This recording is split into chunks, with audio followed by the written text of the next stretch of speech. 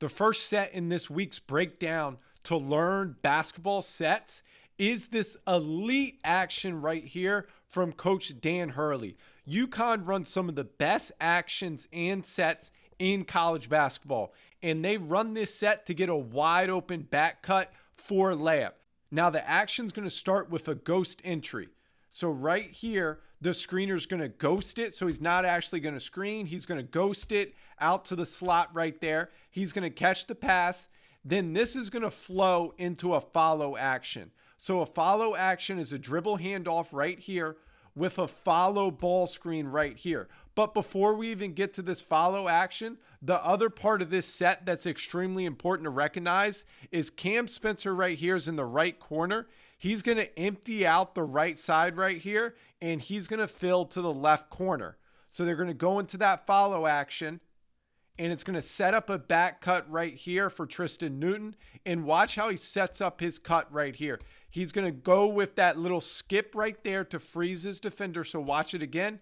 That skip right there, like he's going to receive a dribble handoff, but he's immediately going to back cut it, and it's a wide open layup because the low defender right here has to stay attached to a shooter here.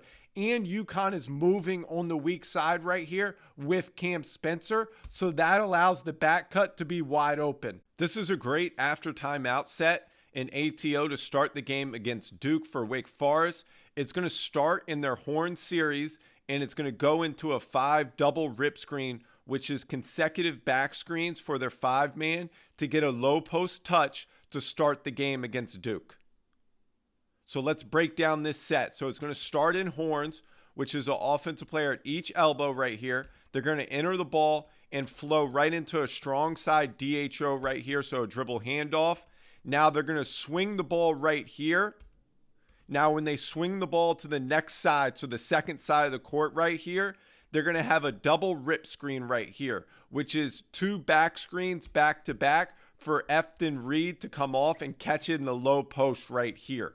And you can see flip, the Duke defender right here is going to go over top both these back screens right here to meet the offensive player on the other side, but they're still able to get the ball into the low post right here.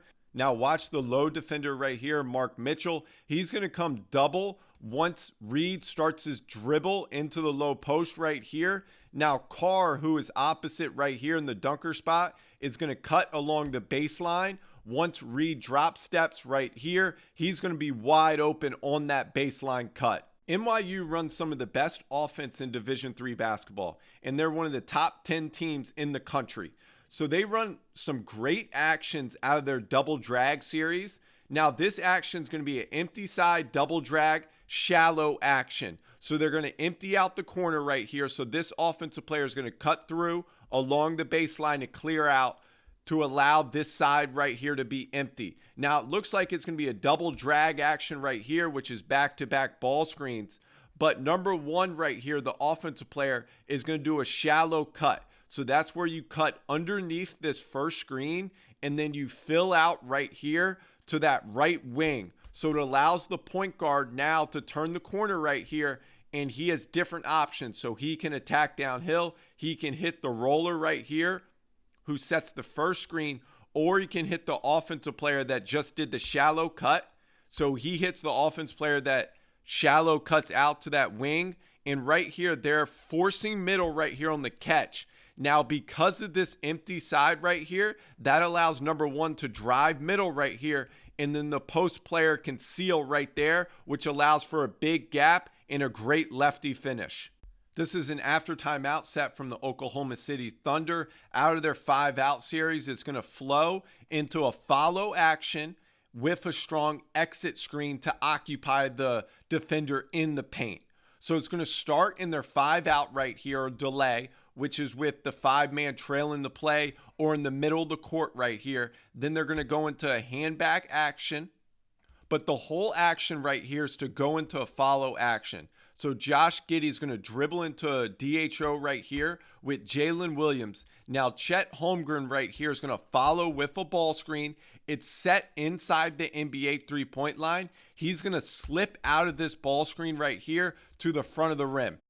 Now, on the strong side, once Jalen Williams turns the corner right here, this is a strong side, is going to be an exit screen right here to occupy this defender to allow Jalen Williams to turn the corner and to drive all the way to the rim right there. New Mexico in the Mountain West Conference runs great offense, and there's so many high-level games in the Mountain West Conference this season, but in this New Mexico-Nevada game, you saw the high level of New Mexico's offense, and it's their flow offense. It's not as much as a set play as more read and react. So right here, they're going to enter the ball to the elbow.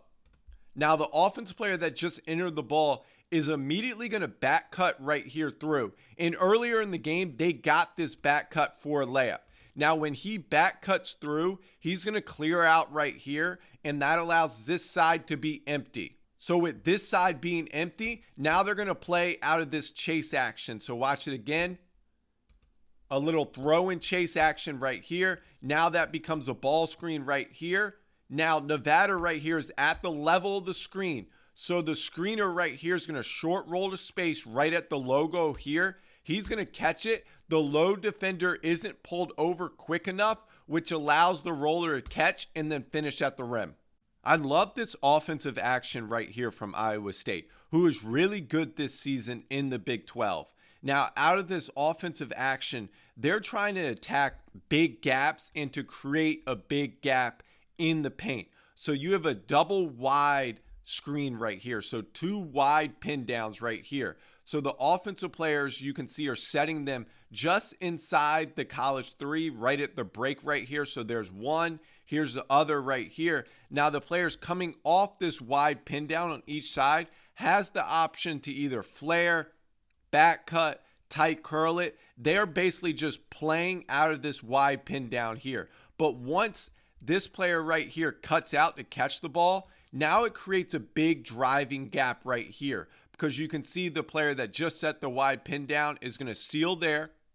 The player right here who just curled is now going to cut through and clear that space right here to allow the driving angle to the middle of the paint right here. And the player that set the wide pin down on the other side right here is going to clear out the space at the dunker spot. So it's just an offensive action to create driving angles. This is great action right here from Drake in their win against Murray State. And I love the action because of what happens on the weak side. So there's a weak side exchange, and then that flows into a pin down. So let's break down this action. So it's going to start with a follow action, which is the dribble handoff exchange right here. And then they follow it with a ball screen at the slot. But this whole action is set up for the weak side action.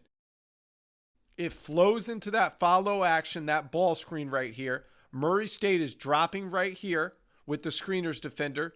The on-ball defender right here is going over top. But on the weak side right here, there's going to be an exchange between the two offensive players of Drake. But then the player that lifts up right here is now going to set a pin down right here. So he's going to cut down, set a screen right here, which allows the offensive player right here that was just drifting to the corner to be wide open for a bounce out corner shot. So let's watch just the weak side action again. So you see the exchange and then the immediate cut right there for the down screen, which leads to a wide open three. UConn scored on two beautiful baseline out of bounds sets in the first half against Marquette in their victory. So we're going to start with a 1-4 alignment. So that's the player taking the ball out of bounds on the baseline. Then you have four players lined up across the baseline right here, lifted up to right above the restricted circle. So it's going to start with a exit screen right here for number 11 coming off. Now the player that just set the screen is then going to receive a back screen right here from number 12, Cam Spencer, which is a screen the screener set with a rip screen. So that's the back screen for a lob dunk right there. Now the next baseline out of bounds set from UConn is a similar alignment, a 1-4 alignment. However, Cam Spencer right here is in the right corner. Earlier, he was the player setting the back screen right here. Now, Cam Spencer is going to curl off these two screeners right here. So this is a stagger twirl action. So he's going to curl here. Now the player that set the first screen right here, number 5, is then going to follow right here and come off 2 screens right here for the next curl. So it's 2 different staggers into curl cuts right here, but Cam Spencer is going to be open on the initial curl for a finish.